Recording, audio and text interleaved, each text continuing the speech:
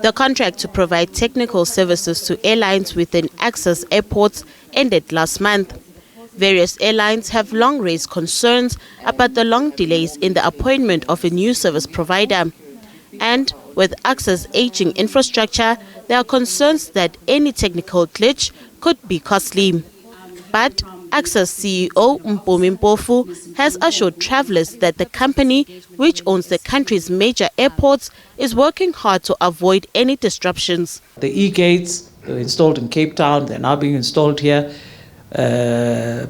Facial recognition is currently being finalized and the implementation, we've gone out on tender and basically will come back. The biometrics, which we're also doing with Home Affairs, are also being finalized. The biometric thing did create a little bit of a problem because of what we call biometric registration. And passengers were up in arms. And then we found strategies to divert and manage.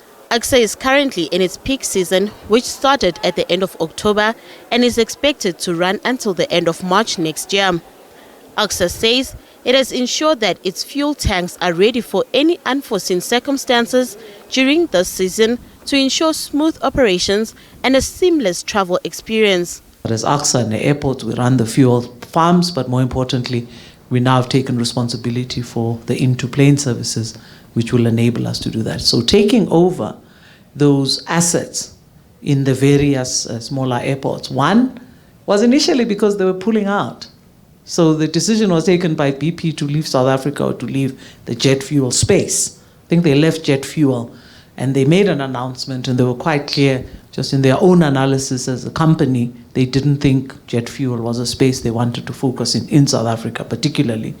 Our ability to actually take over those assets was in order to continue providing a critical service to passengers and ensuring that the airlines are not found without fuel in those small airports where those assets were held.